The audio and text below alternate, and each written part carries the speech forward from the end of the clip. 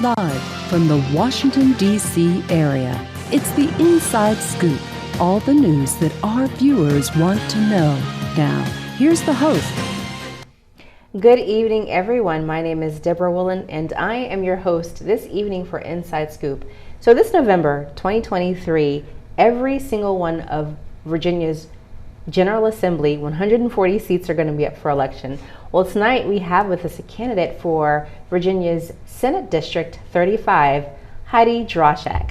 Heidi, thank you so much for joining us. Yeah, thank you for having me. Absolutely. Really appreciate it. So I've done a lot of research on you, as I do with all of my guests here, and your background is super extensive, we're going to get into it. So you've been everywhere, essentially, on the East Coast, I think. So gosh, you live in Springfield and you were born in Philadelphia. You went to American University. You served in the Obama administration, like all the things.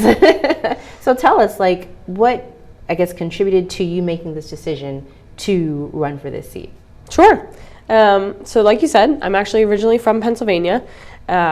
Still this corridor, but from Pennsylvania rather than Virginia. Came to DC to get my undergrad at American University, and like you said, got into federal politics, worked in the Obama White House. Then came to Virginia to go to the University of Richmond, where I got my law degree and my MBA. And at that point, jumped into state politics. Virginia government, I immediately fell in love. State politics are personal, they are extremely impactful, and one person can make a difference. But I was simultaneously kind of aghast at the state of affairs in Virginia politics. We have an enormous amount of unmitigated corporate money in the system. We have one of the shortest legislative sessions in the entire country, even though we're a very large state with a big population. So yeah, kind of immediately fell in love, but immediately realized all of these issues. And so for the last 7 years, I've been working in one capacity or another in state government. I started with a company that gave everyday people access to lobbyists because I realized the power and the influence of lobbying in Virginia politics. And so I thought, instead of just corporations having access to this tool, there's no reason why everyday Virginians shouldn't be able to hire these same people. Before we get into that, because you're talking about your company, Crowd Lobby. Yeah. So before we get into that, you said something interesting. You said that you fell in love with Virginia politics, and I just find that almost oxymoronic for a woman, because Virginia's history when it comes to law is so full of just areas of improvement. Yep. So how did you, I guess, come to that point of reconciliation? Like, okay, I see that this state has a number of areas of improvement. Quite a few. Right. But I see myself in a place of just making it a better space. Yeah. Well, and like you said, so Virginia's government is actually the oldest democratic government, still standing democratic government in the Western Hemisphere. So a lot of history, but like you said, a lot of problems. We do a lot of the things today the same way we did 250 years ago, which doesn't really make sense. And like you said, only 26% of our legislature is female, so a lot of disparity, not a particularly diverse body. But as a person who's kind of always been the type of person who dives in and sees issues and then immediately gets hungry for solutions and figures out ways to get involved, I do think state politics was like the most exciting arena for that, because like I said, the policies that happen at the General Assembly affect 8 million people. Virginia has a huge economy. We're right here next to DC and all of our other neighboring states. So the implications are very real and, real to millions of people. But there's so much room for improvement. And so I think when I got into the system, I just thought, oh, this could be changed, and this could be changed, and this could be done better. And a little bit daunting, and we're still working on a lot of those changes, but also very exciting because of that, because, just like I said, so much room for improvement. And so it's a very exciting system to work within, because I do think every year, and especially every decade, we can look back and say, wow, like we've come a long way as a state and as a government, and just kind of hoping to keep pushing that progress forward. Right. And so in that vein, seeing where Virginia has so much room for improvement, is that what prompted you, or inspired you to create Crowd Lobby? And this company you've been featured on Forbes.com and TechCrunch.com, which is awesome. So is that what led you to create it? Yeah, so I mean, like I said, I got involved in Virginia politics and just realized that because we are one of only 5 states in the country that still allows unlimited campaign contributions from anyone, what that means in reality is just that millions of corporate dollars flood into our capital every year and determine a lot of the outcomes. And so when I saw that, I just thought, okay, like I said, why, if we have this tool and we know it's powerful and we know it's affecting the legislation that's passing in this state, why can't we open that up? Why can't we democratize that and give it to everyday people? And so that was the thought behind Crowd Lobby. Still do it as a passion project. I still believe in the idea. We offer the services pro bono. But that kind of started, that was the seed that then led to everything I did thereafter, which was constantly saying, how do we democratize this system? How do we open it up to the people of Virginia? How do we make this process more transparent? And like I said, most importantly, how do we make sure that the Virginia government is first and foremost responsible to the families of Virginia and the people of Virginia over those of corporate interests. And so that was the seed that was planted 7 years ago when I got involved in state politics, and quite frankly has kind of led every decision that I've made since then, and especially now to actually run for this office. Wow, and we're going to get into that. We're going to get into campaign finance because that is one of your platforms. But before we move on, just kind of getting into the Senate District 35, the newly drawn Senate District 35. So we've got Merrifield, Idlewood, West Falls Church, Seven Corners, Bailey's Crossroads, Annandale, Springfield, West Springfield. Like, you've got such a diverse pool of income and interests. Like, do you think that diversity is do you think it's a strength? Do you think it's a challenge? Both. So like you said, every single district in Virginia is new this year. The 35th is a pretty compact district, which is actually really nice. When you look at a map, you think like, oh, that makes sense. Somebody drew that and I can understand where the bounds are. But like you said, we have parts of the district that are some of the richest zip codes in the Commonwealth. And then we have other parts of the district where we have very large populations under the poverty line. And of course, those are very different constituencies. We are a very diverse population. So the new SD 35 is a majority minority district. And we have tons of backgrounds, and it's a younger demographic than it has been in the past. So, like I was saying, I think it's a strength, and it's I don't want to say a problem, but something that needs to be worked through. I think obviously in any circumstance, having diversity, having people from a bunch of different backgrounds, having a bunch of different perspectives in the room always makes us stronger. So I think in that regard, it is 100% a strength, and it's a district that I think is colorful and wonderful, and I'm excited to, try and represent. But it does mean, as a representative, you've got a lot of different bodies that you've got to talk to. Yeah. It's our job as representatives to basically listen to the community, figure out what their problems are, what they're struggling with, what's on their mind, and then take that to the Capitol and work to solve those problems. And so as you can imagine, when you have a very diverse population, that can get a little bit complicated because what somebody on one side of the district wants might not be exactly what somebody on the other side of the district wants. So again, I don't think it's a problem, but I do think it makes the job more complicated because you have to figure out, not only how do I figure out what everybody in the district wants, but then how do we bring all of those opinions together and figure out, okay, as a whole, as a district, what are the biggest problems, but the best ways to solve these problems, and then how do we do that on an entire statewide level?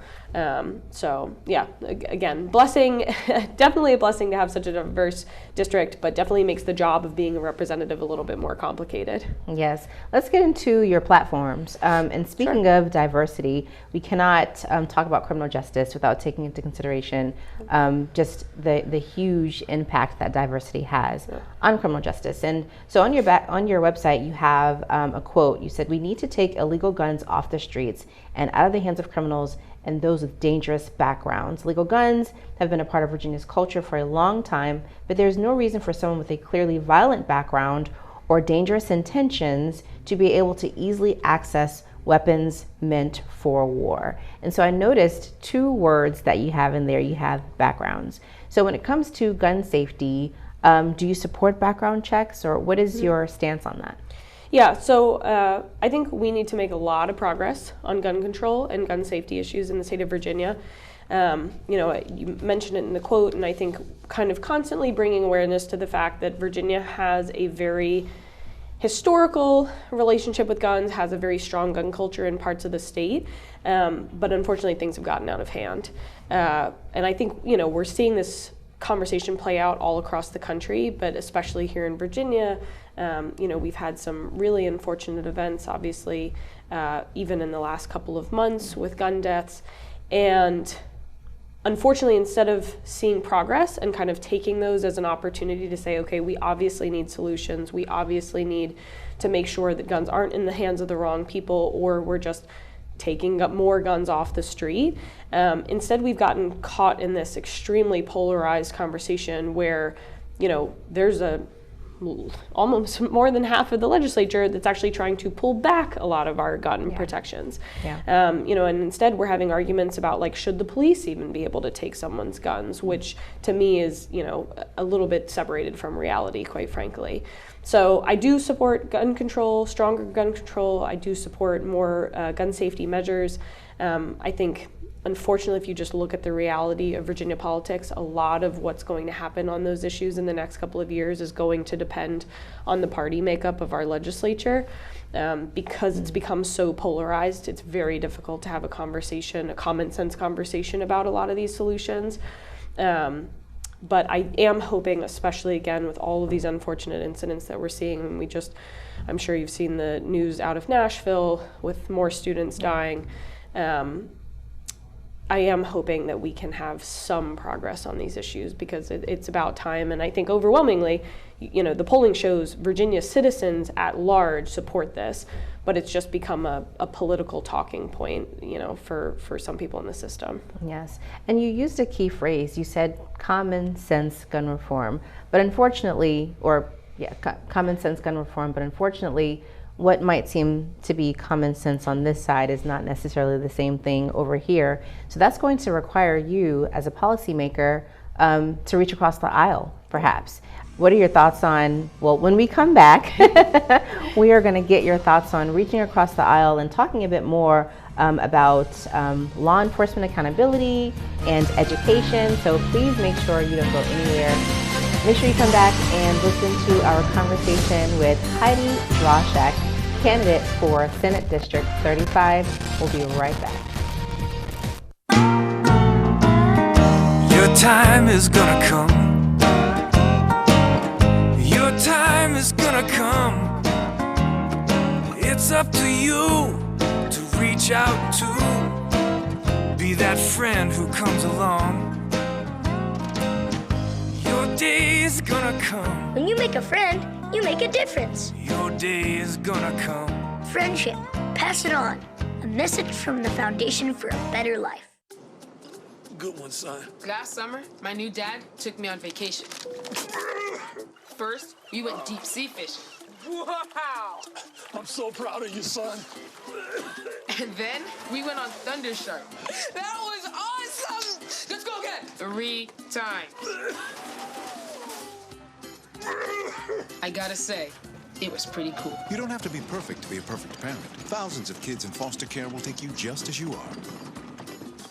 What's it feel like when a woman's having a heart attack? Chest pain, like there's a ton of weight on your chest. Severe shortness of breath. Unexplained nausea. Cold sweats. There's an unusual tiredness and fatigue. There's unfamiliar dizziness or lightheadedness. Unusual pain in your back, neck, jaw, one or both arms, even your upper stomach are signs you're having a heart attack. Don't make excuses. Make the call to 911 immediately. Learn more at womenshealth.gov/heartattack. Operation Wonder Park is a go! There's nothing more powerful than imagination. Honey, have you seen my cell phone? But don't just imagine. My park came to life? Ooh, a plot twist. Use STEM to build, create. She did it. And change the world. Who's with me? I'm more of a 2 feet on the ground kind of guy. It's gonna hurt it tomorrow. If she can STEM, so can you. Find out more at She Can STEM. We're back to the Inside Scoop.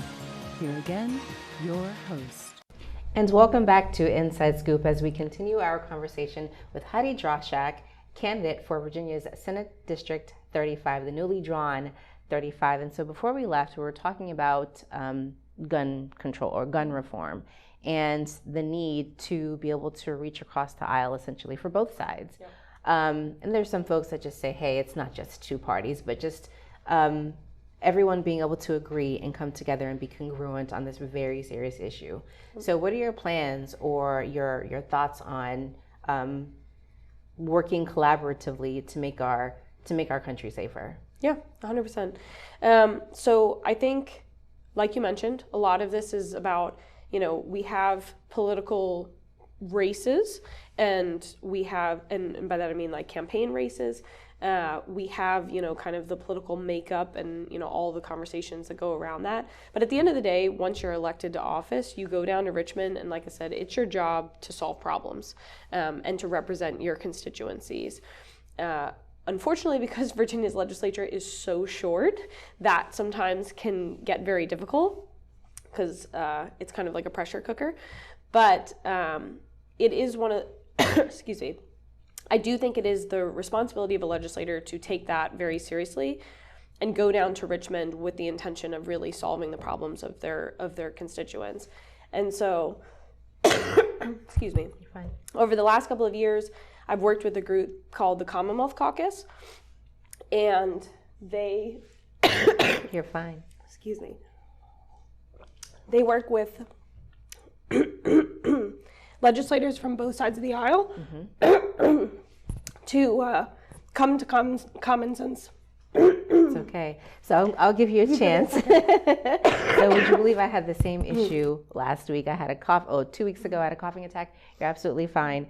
But just going back to, again, just a couple of your pillars on criminal justice, you have on your website, I support community policing by highly qualified police personnel where police are intimately involved in their communities and citizens feel comfortable going to law enforcement for support and protection. And I think that most people want to feel safe. I think that most people, we want our law enforcement to have guns, to be able to protect their communities, but we want it done fairly. So in light of the recent shooting at Tyson's Corner, and then even the attempted rollback of criminal justice laws, for example, I think in 2020, there was legislation to empower civilian review boards with subpoena and disciplinary authority, banning police from executing no-knock search warrants, otherwise known as Breonna's Law, and creating Virginia's first statewide code of conduct for police officers. All of these great steps and strides in criminal justice reform, but there were attempts to roll that back. So what are your thoughts on legislation that allow for transparency and accountability for law enforcement? I was about to say, so I think the biggest thing is, like you said, it's accountability. We need police officers who can keep us safe, but when they do go out of the lines, it's very important that they be held responsible. And I think, again, kind of going back, and I apologize, going back to my previous point, on a lot of these issues, there are common sense solutions.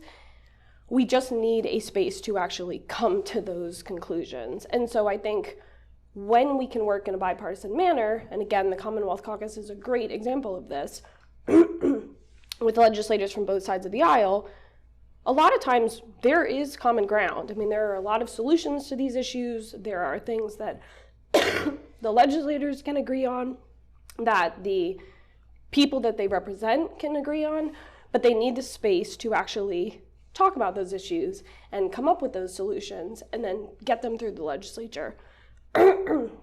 And so I do think, again, the biggest point with a lot of this is making sure that we have the people who can make us feel safe, but when they do go out of line, they need to be held accountable for that. And like you said, there's tons of common sense ways to do that, but we need to have the space as legislators and as a community, as Virginians, to actually have these conversations, talk about these solutions, and then test, what works and what doesn't in different communities. Thank you.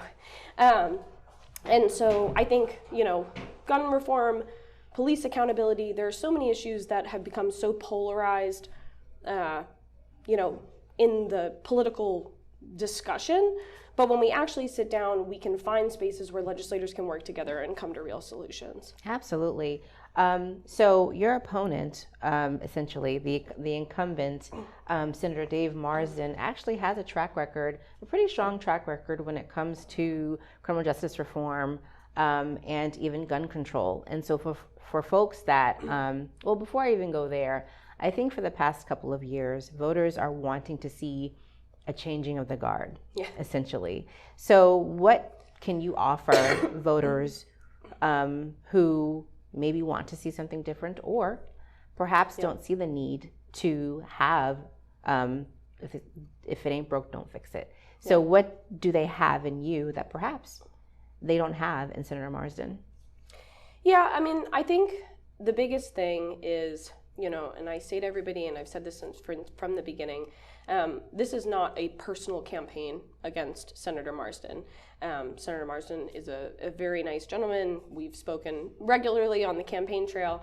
But I do think that, going back to the corporate issue, a lot of Virginia legislators have gotten used to the Virginia way of kind of working a short legislature, taking money from corporations, and then, quite frankly, legislating the way that those corporations want them to legislate. Senator Marsden, for example, has taken over $1 million from corporations in the term of his career, and that's as a largely non-competitive candidate, so he hasn't had competitive races, so it's an especially large figure given that he wasn't, fundraising for large campaigns. I, on the other hand, am not taking any corporate money whatsoever, because I think it becomes nearly impossible to truly represent your district if you have a bunch of special interests that you also have to be responsible for. And like you said, I think that's a lot of what the voters are hearing or responding to, which is this idea of, this old guard kind of did things a certain way, and we want people who are really responsive to us. And I think the first part of that, like I said, is not being beholden to special interests. I think the second part is also being really embedded in the community. I live in Springfield. I'm raising my son in Springfield. A lot of these issues are very personal to me. I'm going to raise a son who's going to go into these public schools. Paid family leave is a perfect example. Like, that's something that I personally will be affected by. And so I think a lot of legislators who have been around for, 1, 2, sometimes up to 4 decades, even if they have a really respectable record, it's harder and harder for them to actually be in line with what the community wants and needs. And like you mentioned in the beginning, SD 35 is younger, it's more diverse, it's more progressive than it's ever been in the past. And being good on the issues is sometimes not enough. People are looking for their legislators to be champions of these issues. And that's where there are a lot of issues where, again, having a good record is just not enough. We need people who are going to say, I put the people's interests first, and I'm going to go out and I'm going to champion these issues, because especially in a legislature like ours, if you don't have somebody at the front of the battle, a lot of times nothing happens. And that's where, unfortunately in Virginia on things like gun control, it's a perfect example. We haven't actually seen that much progress, even though everybody's got the right talking points and they may vote the right way. If we're not actually seeing any progress, it begs the question, like, okay, something's got to change here. And so I think that's why there's an excitement for kind of some new faces, and why I think we could see a lot happen in the next couple of years if we do see a lot of turnover in this next General Assembly, because there's a lot more people, I think, who are ready to not just be good on the issues, but step out in front and say, I want to be a champion, and I really want to see things change. Yes. One thing you mentioned is that you're going to be raising your son in Springfield, and so you absolutely have to keep education in the forefront. And I know that right now, education is super important to everyone. You can't turn on the news without seeing a discussion with a school board or someone being concerned about subject matter that's being taught who has the right to determine what kids learn? You have a quote on your website. You said, every child should feel safe at school and have the tools and support they need to succeed. And that's such a weighty umbrella statement. There's so much that we can unpack there. So one thing that I guess the first branch of that would be finance, to make sure folks have or students have the tools that they need. Can you talk about that a bit? Yeah, so in Virginia in 2008, in our last major recession, we cut an enormous amount of education funding because we basically were trying to make sure that we had enough money as we kind of got through that financial crisis. After 2008, however, even as our economy rebounded and Virginia has had budget surpluses year over year, we've never replenished that funding. And so, unfortunately, what that means is a alarming amount of our schools are over 50 years old. An alarming amount of our schools are not modernized. So kids go home in the summer because it's too hot and they don't have air conditioning in school. They have to go home in the winter because the roofs are leaking. Our teachers are paid under the national average. So even though Virginia has some of the higher living costs in the country, our teachers are paid under the national average. And so then, ask yourself who would want to be a teacher. And so unfortunately, what we've seen is kind of this chipping away of the public school system in kind of an almost quiet, like even quieter, scarier way, because a lot of the problems that we see and a lot of the problems that we end up talking about are really just because for the last decade or two, we have chronically underfunded our school systems. And every single campaign cycle, it's a great talking point, but then when it comes down to General Assembly, we just don't actually see the legislature make it a priority. And we've seen some moves, we've seen some small teacher pay increases and the like, but we haven't seen the massive replenishing of funds that would really be required to get us at least back to where we were to start, but then prioritize even further beyond that. So I think, again, like you said, education has been in the headlines for a while now, and rightfully so for a lot of these issues. But I think if we really want to see our public schools succeed, we have to fund them appropriately. And then, if we have teachers who are being paid enough and we have schools that are wonderful places for our children to go, and we offer meals for both the students that need it and even those that don't, and we teach our kids about nutrition, then hopefully a lot of these issues that are kind of like the headline issues that people really like to focus on will kind of, I don't want to say natural, I do think they need to be addressed straightforward, but we can really get to the heart of the issue. Absolutely. There's so much to unpack when it comes to education.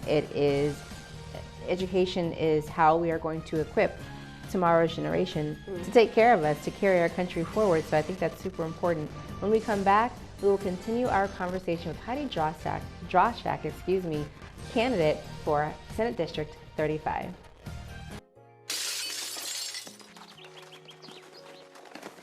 Nice going, Spencer! I can't believe we broke Old Man Hennessy's window. Correction, dude. You broke. I just threw the ball. This is really bad. What are we gonna do? We? Go to the door, ask for the ball back. Are you serious? It's my ball, Myrtleback. You're so dead. I'd run away. Yeah, to Uruguay. Kiss your life goodbye. Sorry. Let's go. See ya. Remember me and your well. Nice one. Some friends you are.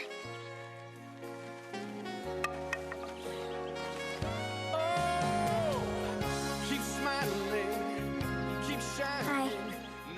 Hi. Tell him it was an accident. And we can fix the window. Come on. I'll come with you. Loyalty. Pass it on. You go first. A message from the Foundation for a Better Life.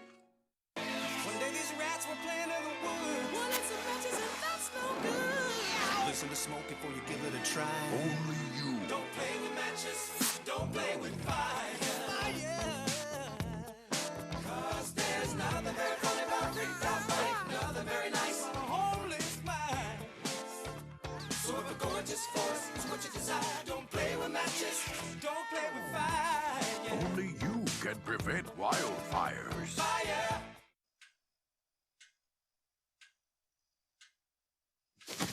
Awkward. I'm the awkward silence. You try to avoid me, then there I am again. But an awkward silence can be a great thing. Like Kelly here is about to demonstrate. You haven't really been yourself lately. Are you okay? Find out how you can help a friend with their mental health at seizetheawkward.org. To the Inside Scoop. Here again, your host. Good evening, everyone. Thank you so much for joining us again for our conversation with Heidi Drauschak, candidate for Virginia's Senate District 35. And we were just talking about the importance of education and funding and why that's super important. So definitely want you to continue that thought. But we also cannot talk about education without talking about essentially the elephant in the room when it comes to education, topics on history and race and the role of parents. So if you want to finish your thought on funding, but then how, as a legislator, do you mitigate concerns of parents wanting their children to feel comfortable? Because again, going back to your quote, you said that every child should feel safe at school. Representation is a branch of that safety. So how do you foresee mitigating that? Yeah. So I think, as you're kind of hinting at, unfortunately, this has become an extremely politicized issue, and there have been large swaths of our history and especially our diverse history that are basically attempting to be erased from our education here in Virginia. And we see this especially in the last couple of weeks as it's unfolded with AP curriculums. And, how do we teach history? How do we tell the story? And I think, again, to speak to the funding, I think if you have teachers that are the best in the country, they play a big part in figuring out, what does that look like and how do we do that? But I think especially as a state, we need to set the standard of saying we are going to teach all of history, and we are going to make sure that that includes minority education and indigenous peoples education, and a lot of the topics that, sure, maybe aren't the most comfortable parts of our history, but are part of our history. And so I think it's extremely important that we lay that down and we make it very clear that when we teach history, we don't censor it. We don't make it, comfortable for students. We don't teach the parts that we just like to teach. But again, going back to kind of what I see as the root of the issue is really making sure that we have world-class institutions with world-class employees who can figure out how to have these conversations, because a lot of them are very nuanced and a lot of them, require a high level of, nuance and then sensitivity. And so I think they kind of go hand in hand, but I do think, again, a lot of these conversations that we've been having in the last couple of years, or especially the last couple of weeks and even months, have been around silencing a lot of the story. And I think that's very unfortunate and not where Virginia needs to go and really not where the country needs to go. Yeah.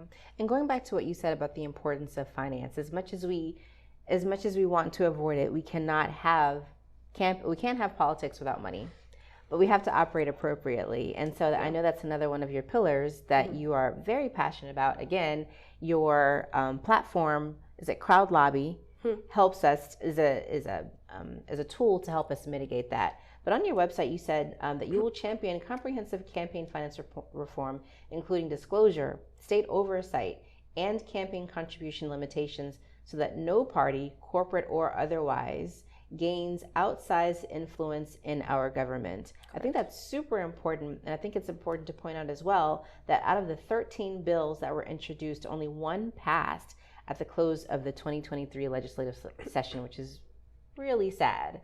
Yeah. So just talk a bit about your personal or political investment when it comes to campaign finance. Yeah.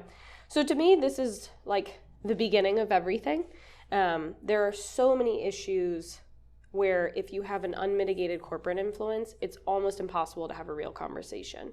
In the state of Virginia, if we want to talk about energy policy, we have a ton of energy companies that pour millions of dollars into our elections. If you want to have a real conversation about healthcare, there's pharmaceutical companies that give hundreds of thousands, if not millions of dollars to our legislators. And to say that that doesn't drive the conversation, I think is extremely naive.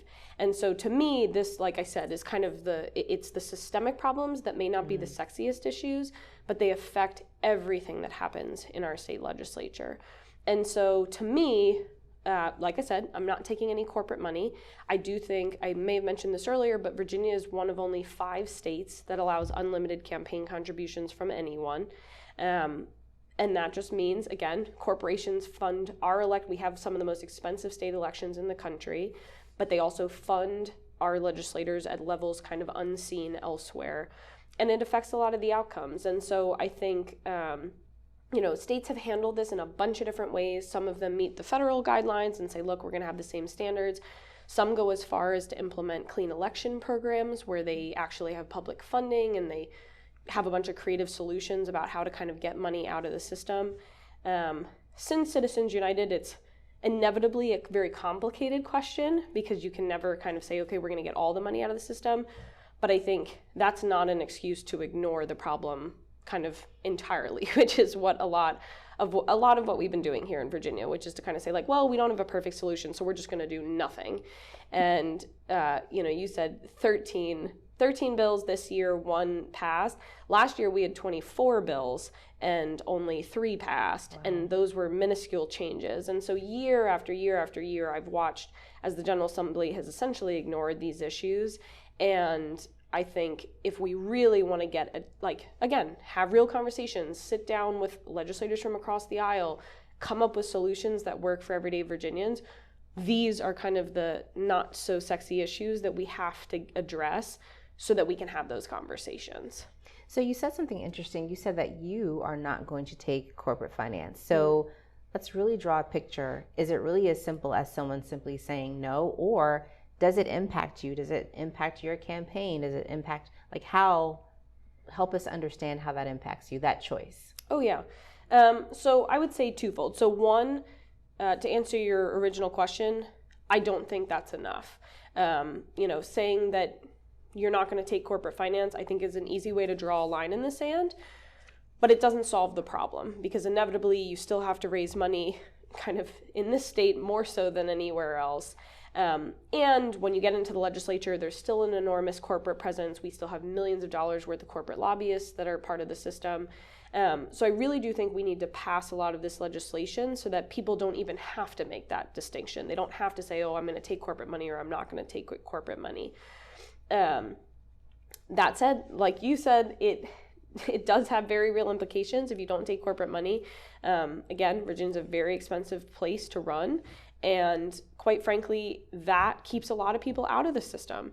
To be a Virginia state senator, you make $18,000 a year. So I don't think anybody can accuse someone of doing it for the money. But you sometimes have to raise hundreds of thousands of dollars just to compete in a race. And so as you can understand, real people, school teachers, nurses, moms, would never get involved in the system because that's a very intimidating start into, the process. If somebody says, okay, well, you can run for this office that probably won't even pay your bills, but you need to raise $500,000 to do it, unless you're extremely well connected or you have a bunch of wealthy connections or you're willing to take corporate money, you really can't compete, quite frankly. And that is really unfortunate. And so, again, I think saying not taking corporate contributions is, I think, a really good starting place. And I'm very appreciative of the fact that I am one of the whole slate of candidates this year that are doing that. And I think you can kind of feel the momentum shifting in the Commonwealth. But I don't think that's the end of the conversation. I think realistically what we need to do is pass laws and come up with creative solutions so that nobody has to raise $1 million for a state Senate race because, they don't do that in most parts of the country, and it's really kind of a ridiculous situation. And so I think, it's a means to an end to hopefully get into power so that we can change these rules so that, again, real people can actually view this as a possibility and hopefully start having a body that is more representative of actual Virginians rather than a bunch of retirees and self-employed people and independently wealthy people who are the only people who can really afford to do this right now. Right. You mentioned something. You said creative means to allow folks to be able to run. Mm-hmm. And so on your website, you mentioned publicly funded elections and ranked choice voting and robust early voting. Why are those functions so important? Yeah. So I'll take them one at a time. So publicly funded elections is kind of one of my favorite creative solutions. Different states have been starting to toy with different solutions. So for example, in Connecticut and Maine, I believe, we have clean election programs where, and every state has slightly different rules, but they'll say, okay, you have to go out and collect 500 $5 donations from people within your district, and then you'll tap into public funding. And, and then you basically run the rest of your campaign based on that public funding. And as you can imagine, what that does is it makes you get out in your community, and it makes you get out and talk to everyday people, because you can get $5 from a neighbor or small business owner, instead of calling a bunch of wealthy people in other states and a bunch of wealthy orgs that might not have anything to do with your race just to get a big check. And so I think, again, that's just one example, but there's a lot of creative ways to basically incentivize legislators to get out into the community, which should always be the end goal of everything we do. And then either cap how much they can raise, which just makes the races cheaper, or tap into public funds that people can use to pay for their campaigns. So that's one of my favorites. Ranked choice voting isn't necessarily about the funding, but it does bring in lots more candidates.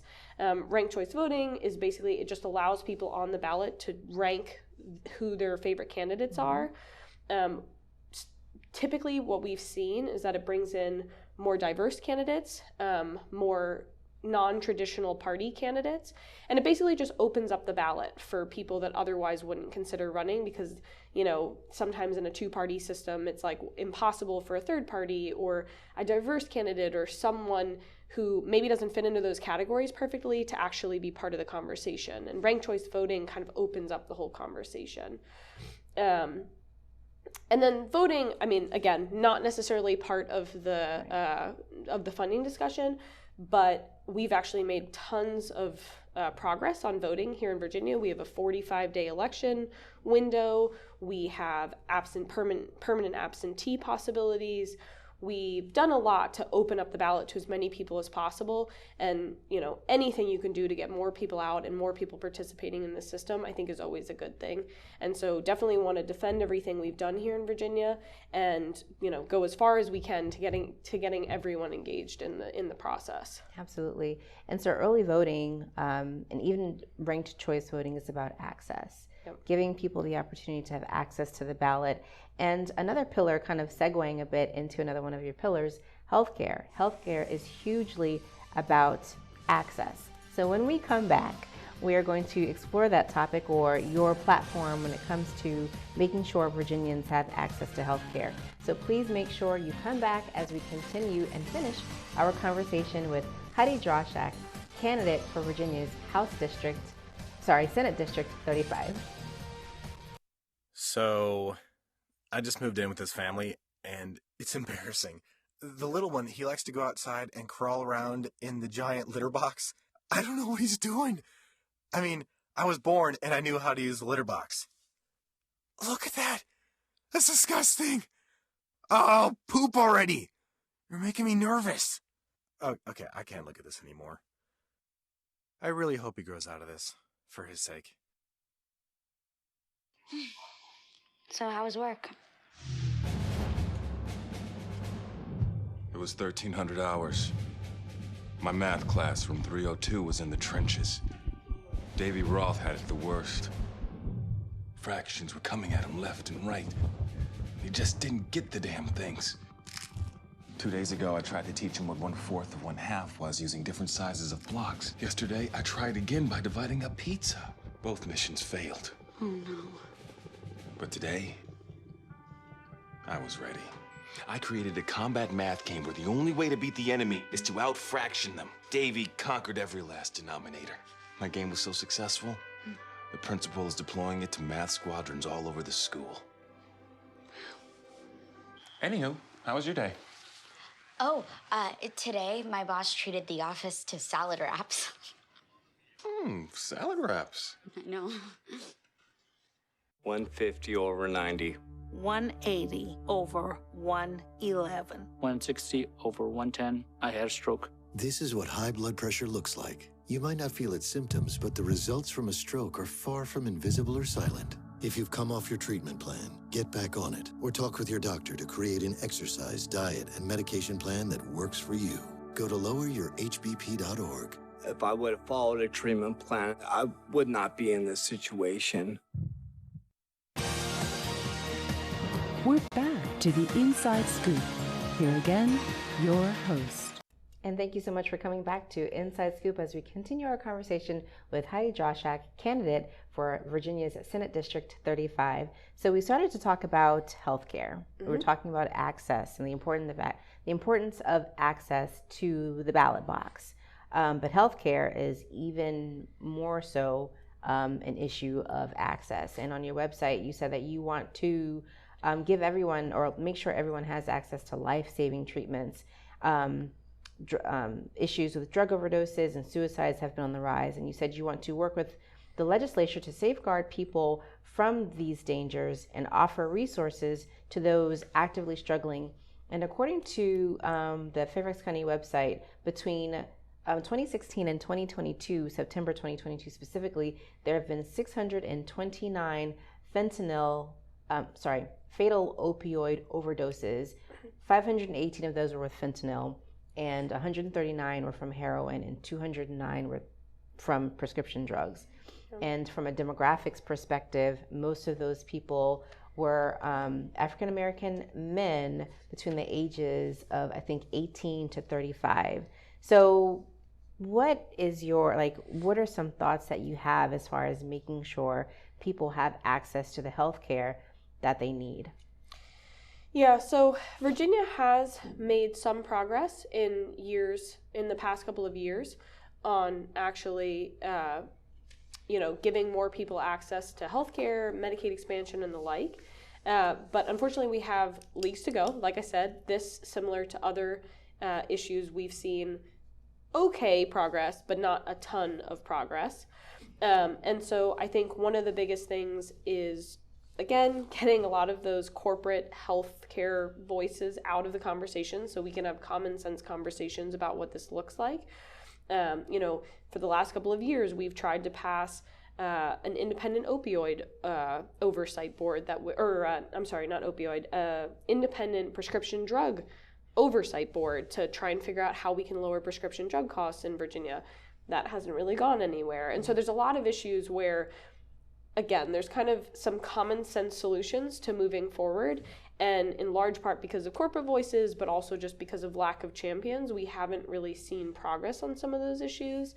I think I also have a line on my website about nobody should ever have to choose between life-saving care and, paying the rent or feeding their family. I think that health is always it's such an odd conversation in America because we have so many for-profit entities catering to our health, which kind of is a conflict of interest when you think about it, for a system where really, if you're healthier, it should be cheaper, and unfortunately, when you're sick, they make more money.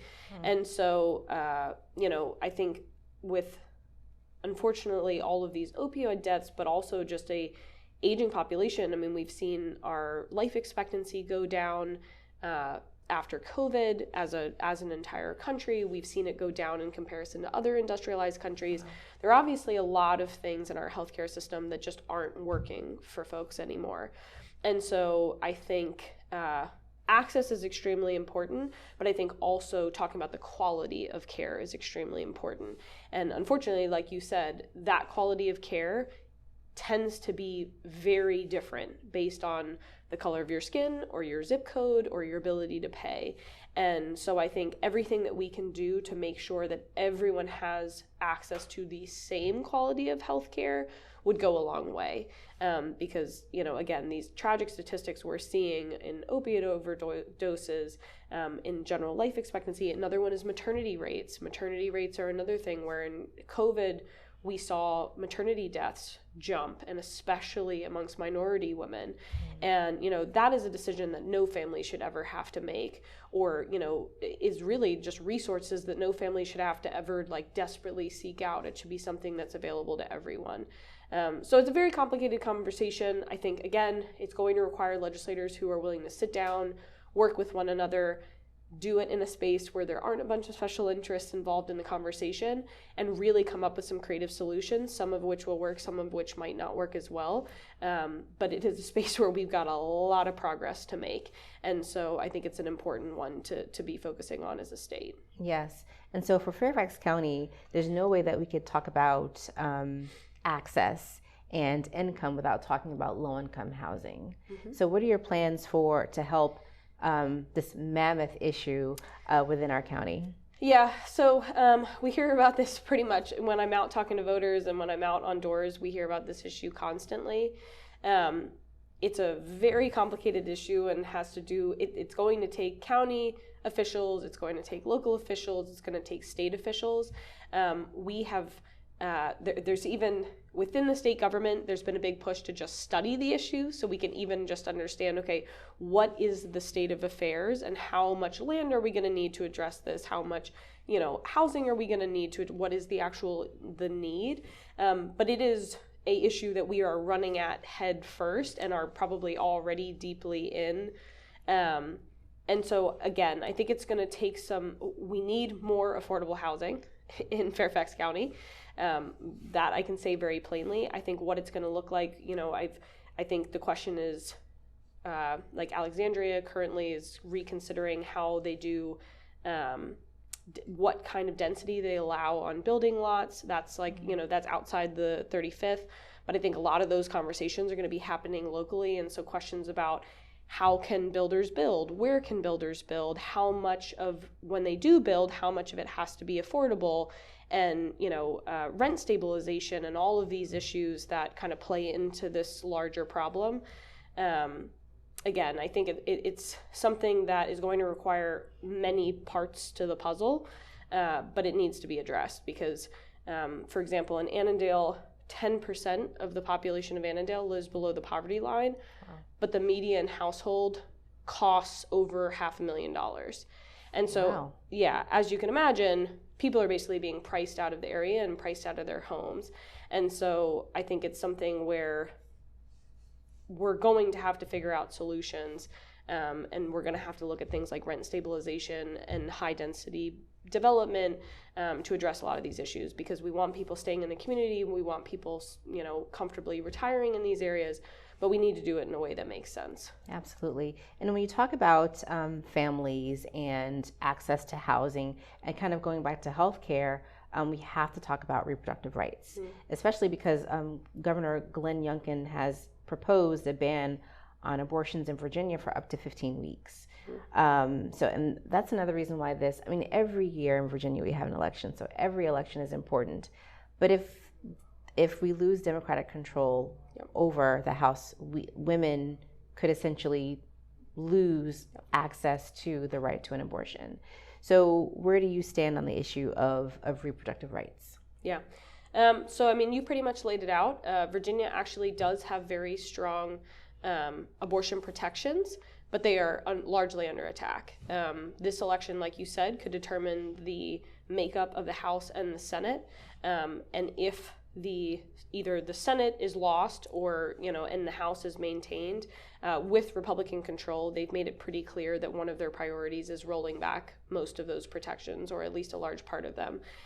So I think, fortunately, I'm running for a body that already has a Democratic majority and has made it very clear that they will stand in the way of rolling back those protections, and I would follow suit.